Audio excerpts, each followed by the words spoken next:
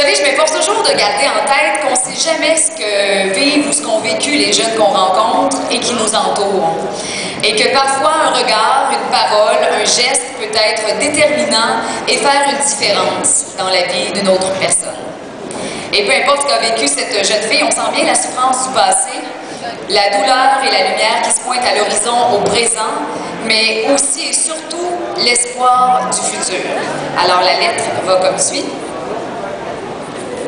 Pour beaucoup de gens, c'est différent, mais pour moi, c'est une façon de me libérer.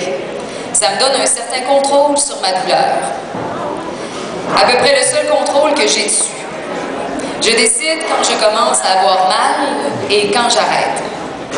Quand j'en ai assez de souffrir, je peux arrêter ma douleur. Je me détruis pour ne pas me tuer, pour patienter, pour m'apaiser. On commence en pensant qu'on peut tout arrêter quand on veut, mais malheureusement, pour moi, ce n'est pas le cas. C'est ma drogue. Toujours essayer d'aller plus loin sans toujours savoir pourquoi. Pour tester mes limites, voir mon sang couler sur mon corps, pour voir que tout n'est pas mort à l'intérieur de moi, pour voir que physiquement, je suis toujours en vie. Ça m'est déjà arrivé de vouloir tout arrêter, de ne plus vouloir être esclave de ma lame, mais on dirait que ça fait partie de moi, que pour l'instant, ça me complète.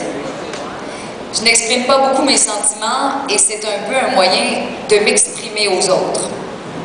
Toutes ces marques sur mon corps, pourtant, ne représentent qu'une infime partie de mon malaise intérieur. Inconsciemment, je crois que j'ai commencé en espérant que les gens autour de moi me prennent à temps, qu'ils remarquent les marques sur mes bras, qu'ils voient ma souffrance. Pourtant, en me comportant ainsi, je fais souffrir ceux que j'aime. Alors, pour leur éviter de la souffrance inutile, je me cache. J'en ai tellement honte. Pour l'instant, c'est un combat de tous les jours pour moi. Battre mon envie de me faire du mal, d'avoir mal.